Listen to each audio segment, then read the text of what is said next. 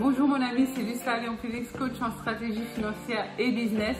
Je te souhaite la bienvenue sur ma chaîne. Ici, je parle entrepreneuriat, business, développement personnel, stratégie financière. Donc, si l'une de ces thématiques t'intéresse, je t'invite chaleureusement à t'abonner à cette chaîne. Tu peux également cliquer sur la petite cloche en bas à droite. Comme ça, tu seras averti par notification à chaque fois que je mettrai en ligne l'une de nos nombreuses vidéos hebdomadaires qui t'apportent du bon contenu comme celle que je m'apprête à partager avec toi pour upgrader tes finances, augmenter tes revenus et surtout, par-dessus tout, te permettre d'atteindre ce niveau de sécurité, de sérénité et de bien-être auquel tu aspires. Deuxième chose, va en barre de description, tu verras un lien. Il s'agit d'un tout petit questionnaire facile à remplir. Une fois que tu l'auras rempli, je t'offre une demi-heure de coaching stratégique gratuit pour mettre en place avec toi tes premières pistes, tes premières actions pour upgrader ta vie et vraiment vivre de manière concrète la vie à laquelle tu aspires. Sans plus tarder, entrons dans le vif du sujet. Donc aujourd'hui, nous allons parler d'investissement. Comment mettre en place un investissement immobilier rentable step by step? Je sais que c'est une vidéo qui est attendue depuis longtemps, donc je vais disséquer avec toi 8 étapes que je dirais fondamentales, 8 étapes que tu dois mettre en place de manière stratégique si tu veux mettre en place ton premier investissement immobilier et tu fais en sorte, tu dois faire en sorte qu'il soit rentable. Surtout si c'est le premier, parce que là, il y a vraiment une relation de confiance que tu dois nouer avec la banque et lui montrer que tu es un investisseur ou une investisseur qui sait de quoi il parle, qui connaît ses stratégies d'investissement et qui ne met sur pied que des investissements rentables. Rentable, le maître mot. Donc, première étape, premier step, c'est de gérer ton compte.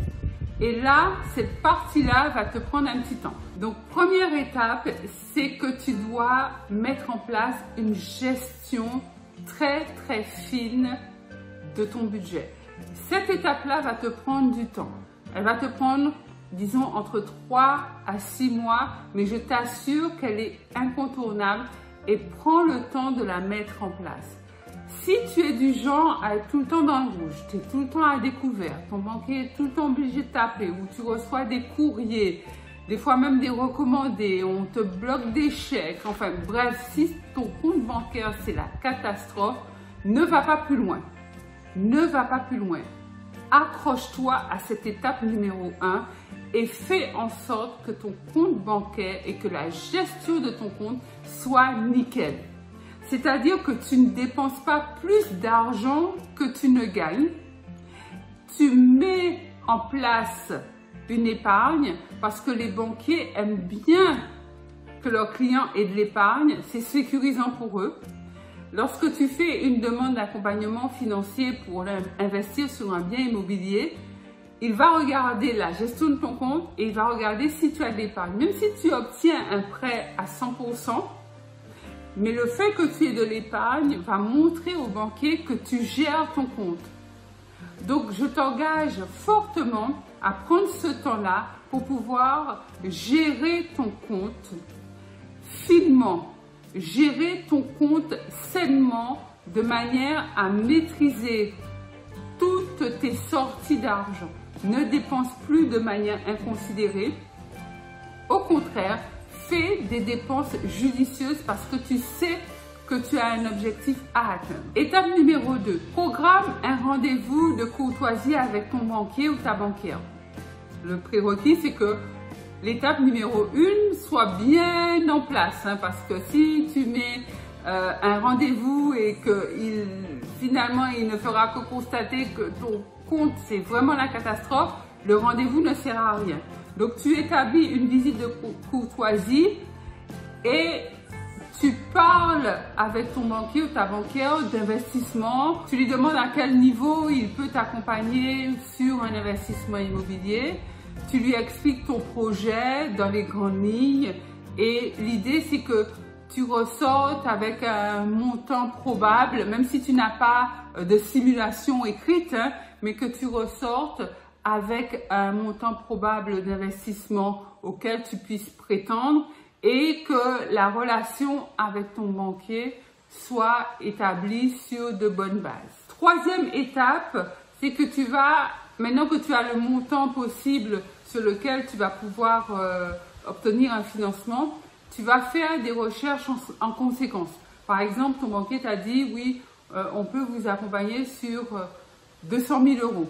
Alors, tu ne vas pas forcément chercher un bien qui fait 200 000 euros, mais tu vas peut-être chercher un premier bien qui fait 100 000 euros, peut-être un peu moins, sachant que tu pourras investir derrière pour un autre 100 000 euros ou pour un autre 70 000 euros. Donc, tu vas te mettre à faire des recherches sur Le Bon Coin ou sur seloger.com. Tu vas cibler des villes qui t'intéressent. Alors, pour démarrer, je te conseille de cibler des villes que tu connais. C'est plus intéressant parce que tu vas pouvoir te déplacer pour les visites plus rapidement. Et tu vas, parce que généralement, les villes que l'on connaît, c'est les villes qui sont soit là où on habite ou soit pas très loin de là où on habite. Donc, l'idée, c'est que tu puisses aller visiter régulièrement.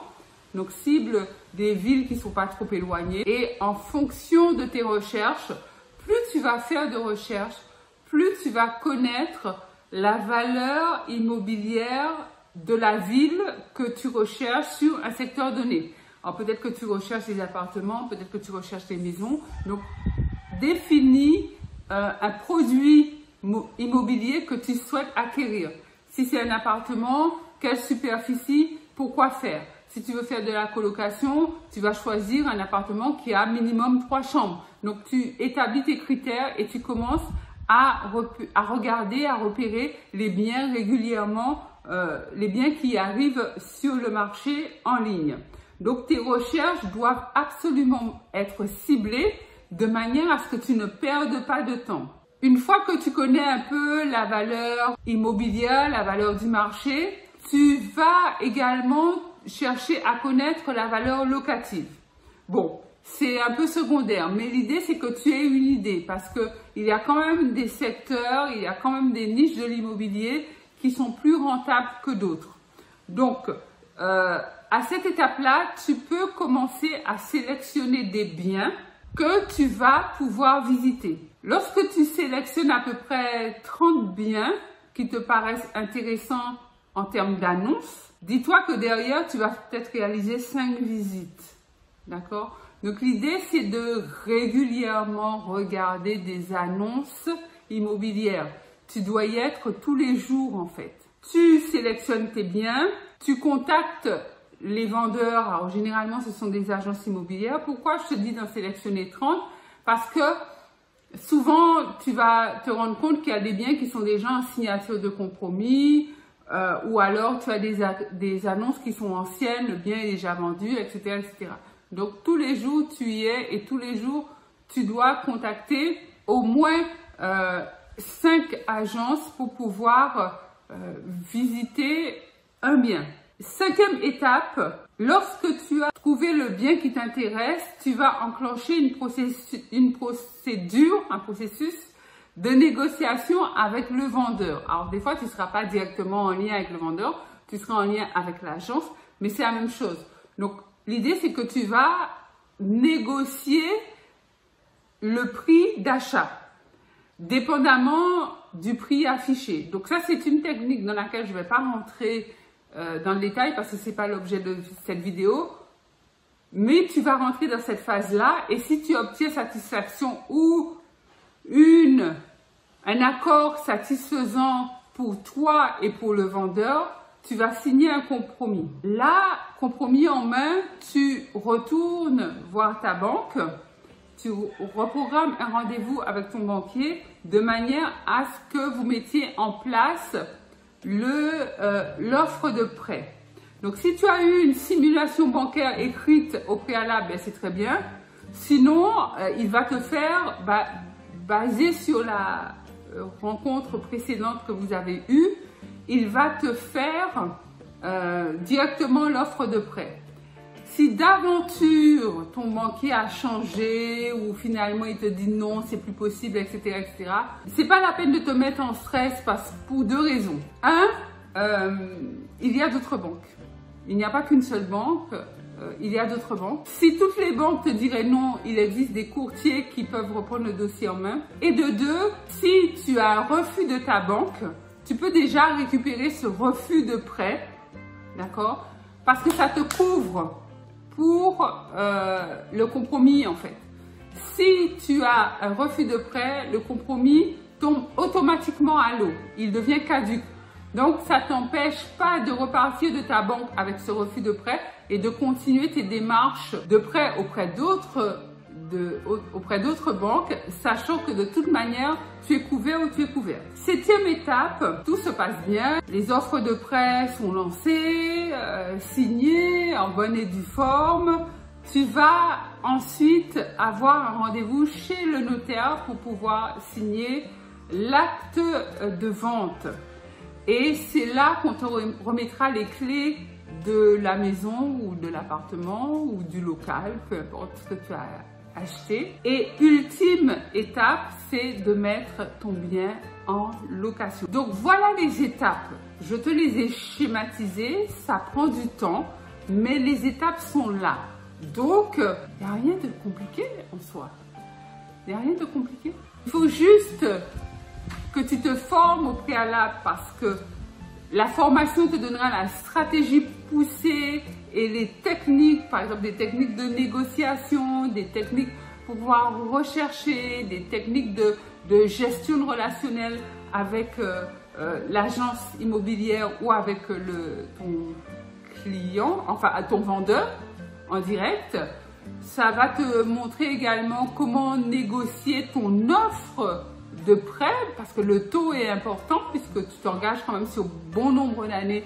Donc avoir un taux intéressant, ça c'est capital, ça l'argent reste dans ta poche. Schématiquement, les voilà. Ce sont ces 8 étapes qui vont te permettre d'investir dans un appartement ou dans une maison rentable. Je te les ai donnés step by step pour te montrer qu'il n'y a rien de mystérieux. Il n'y a rien de magique, il n'y a rien de compliqué. Donc, dis-moi en commentaire ce que tu en penses. Est-ce que tu as déjà investi dans l'immobilier ou est-ce qu'il y a une des étapes qui te paraît compliquée?